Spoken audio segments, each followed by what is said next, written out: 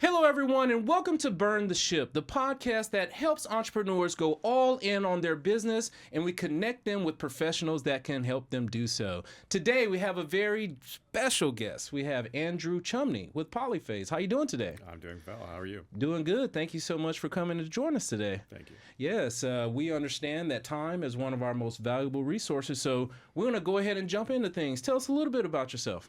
So I'm a 25-year consultant. I really didn't get my first W-2 job till I was in my 40s. Okay. Entrepreneur. Entrepreneur. I see. I've seen the world from all different phases. I've done bankruptcy turnarounds. I've done startups. I've done VC. I've done pretty much every gamut you can see. Okay, nice. Now, I know you're doing a startup right now. You're getting it going. Tell us a little bit about some of those things that you did to help you to get to where you are now. So probably the most pressing things that I've learned throughout my career is staying focused on what you believe. Make sure you're with the team that has the same belief structure, and everyone has the ability to have an opinion, and no one's wrong, and it's an open conversation. So just based off of what you said there, you're saying it's better to go on the journey with other people than trying to do it alone? Absolutely. Yes. I try to share that all the time because we help all types of businesses, and we definitely have, one man, one truck, and we try to explain to them, having a support system is awesome because you get off of the zero turn. Yes. You can't grow on your business if you're in it all the time. So that's a great nugget, and we hadn't even really gotten to that part yet. Look at you. You're going to be full of them, I see. So let's jump into your new startup. Tell us, what are you doing with the data management? So PolyPhaze was really created out of the major gaps that we saw in industry. You have large IT organizations that are attacking the data problem in different ways. And mostly it's very tactical, it's very siloed, and we're taking a much broader approach to data management end-to-end, and incorporating AI not as a solution, but as a collection of tools to automate a lot of those long-tailed processes.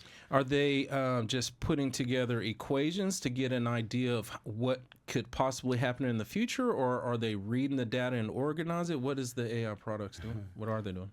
We do... So I was, I can tell us the story better. So I was hired about 10 years ago by the CEO and CIO at IHS. And they said, we have a data quality problem. And I walked the shop for about a week and sat the entire executive team down and the entire board of directors down and said, you don't have a data quality problem, you have a data integration problem. Don't confuse the two. Okay. And so we attacked the solution much differently. And their particular foundational problem was they were doing 6 to 12 acquisitions a year. So, you had organizational structures and technologies raining on them like hailstones. And to navigate that effectively, right, you couldn't look at it as, hey, our data is dirty. You had to look at it as an organizational problem and a data integration problem. Fix those two, and the symptom goes away. Yes. You're trying to treat the symptom, not the problem. Yes, makes a lot of sense because that main company that was acquiring had their software systems in place, but everyone that they purchased, they had their own thing, their own individuals, and I see what you mean, trying to make it all merge. Correct. So with that experience, that's what helped to birth where you are now? Correct. Okay. Correct. Who would you say, as you are building the business, is a ideal client that would need your service? What do they look like? Historically, we've been massive. Lockheed, Air Force, Army, massive projects. Where we're going now is, we look at those massive organizations. I know that they'll still be clients for us. We're really trying to pivot into more lower tier and mid tier. Okay. Because when you think about those organizations, $50 million, $100 million companies, their data integration and their problem space is very similar to what I mentioned a minute ago, right? Is the organizational structures and the data constructs are so dysfunctional that fact-based decision making becomes very problematic. Yes. And now you're relying on people to make experience decisions. Are they the right people? Yes. Instead of the data, because I've always said, the more data that you have, the better decision you can make. Absolutely. Because you know what's going on, especially through the history of something's happening. Now, that gives us a pretty good framework of what it is that you're doing. And of course, we want to try to find those target clients and get them over to you. But for us, with us doing a lot of networking, referral partners has always been a great thing for us as well. Like, when we're doing credit card processing, is CPAs, bookkeepers, web developers, CTOs, always good. Who are those for you? Who should we look out for? So when you talk about projects like that, there's always the consulting partners, the operational partners, the people who know those organizations well.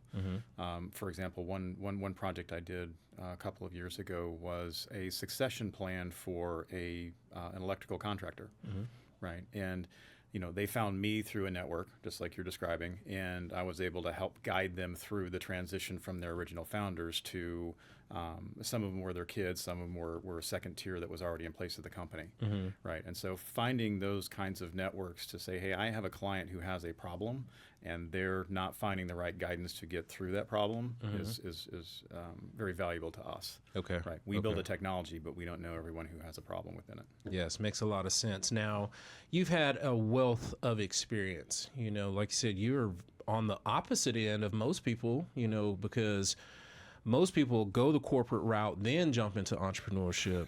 You did it from the beginning, and then did it, and then got back on to do your own thing. So I know there are a ton of skills that you have acquired over time, and some that you have nurtured. Do you mind sharing with us, one or two of those, so we can have some nuggets? Wow.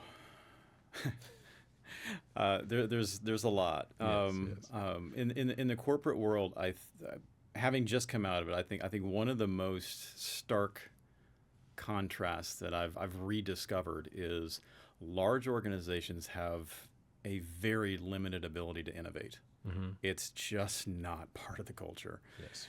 And having witnessed that firsthand now and coming back into a highly innovative ecosystem, I would say that's probably going to be one of the largest challenges of someone who did, the full-on corporate route, 25 years, got to, executive level or even C-level in an organization, and then wants to punch out and do entrepreneurship. You need to learn how to innovate. You need to learn how to build innovative teams, and that's a skill set that's hard to do. Yes. Right? Yes. Yeah. It is very challenging because it's working with small businesses that, outside of fees and money and cash flow, it's always the employees or the people that are working with them, their team. It's always challenging for them to find someone that's either going to do it somewhat like they do, but then to put together multiple pieces, that's really the challenge. So with that particular skill, what have you found? Is it conversations? Is it DISC assessments? What is it that you do to help the team come together? I was watching a movie the other day, and it was talking about one of the strategies the Israeli special forces uses, which is if you have 10 people that are making a decision, one of the roles of one of the people that's making that decision is to be the contrarian, to ask the questions that's not just doing groupthink, and to encourage that and to embody that and not to challenge it. It's very hard to ingrain into an organization. But if the whole organization is just in groupthink and everybody's plowing down a direction, you're going to miss the opportunities of the obvious because no one's thinking contrarianly. No one's asking the hard questions. Yes. No devil's advocates in that particular instance. It's okay. It's based off of what you're saying. It's okay to have some, I want to say, good conflict. To be able to rub, because like you said, if we're all streaming down the road there, we might miss something if someone's not say, hey, that was a pile of gold over there. We need to go over there and check it out. But if we're all, like I said, groupthink, that's an important skill. Again, we try to get our guests to share some of these things because the purpose of the podcast is for those entrepreneurs that have gotten started and hit a bump or life happened, something happened, and then they kind of get stuck. And that is what you've shared so far. That team theme has been great. Now, we understand you are here to try to fix all of our data management issues. We know that's what you're trying to do right now. But let's just say you get it all resolved and everything is going just straight flowing. What would Andrew do outside of work in his leisure time or when he had a chance to slow down? This is a hard conversation because Andrew, 20 years ago, 3,000 jumps out of an airplane, kayaking. Okay, get it. I like it. Right. So now you look back and go, well, Andrew's body doesn't recover as well as Andrew's body used to recover. I understand. But the good thing now is we generated the family late, adopted at 42. So now we have that patience, and now we have the money to do what we want to do, and to travel and to just enjoy family time. Gotcha. So a lot of times we go down to the Panhandle of Florida. We have a boat, and we go hang out on the beach and just enjoy life. You go far out there? Do fishing while you're there, or just we don't do a lot of fishing. We're a sandbar family. Okay. just go find a sandbar somewhere and beach it and go have fun. Go explore. Well, that's a good deal, Andrew. If you don't mind sharing with the audience today, how can they get in contact with you if they have any questions about some of the stuff you shared today or about your business? Yeah. So PolyPhaze.com is the website. It's PolyPhaze with a Z, and so. You can connect with us on the website. I'm also on LinkedIn, Andrew Chumney at LinkedIn. We are looking to find some very challenging operational conditions that we can operate in, and that's not easy to say. We historically have done digital twins, behavioral twins of assets and manufacturing, unique manufacturing and difficult manufacturing organizations. Really looking into the battery ecosystems because of the manufacturing sensor network that exists in those environments. So it's very complex and very difficult to manage, and that's an area that we have a lot of influence on, as well as traditional DoD ecosystems where you have to manage the entire supply chain and ITAR compliance. Yes, nice. So thank you so much for sharing all of the business stuff. Now, what I do in any podcast interview that I do is I always give my guests the last word. So please look over there into that camera and tell the people some good stuff. Good stuff is when you're starting your business or when you're running your business and you're always thinking about how do I succeed? What am I doing not right, or what do I need to do better? I think it's always good to use that self-reflection and not be so critical of yourself or where your condition is, and to imagine where you want to be 3 to 5 years from now and what is the pathway to get there. And that's not always the easiest thing to do, but it's just what you need to maintain your focus on. I'm telling you, this gentleman here, I can tell, is a wealth of knowledge. So if you guys have the opportunity, please reach out to him, see how you can be of help to him, to help him to grow his business. And I'm sure just by being around him, he's going to be a help to you. So thank you so much for your time today, Andrew. I really do appreciate it. Thank you, sir. All right. Thank you, man. Thank you. Thanks.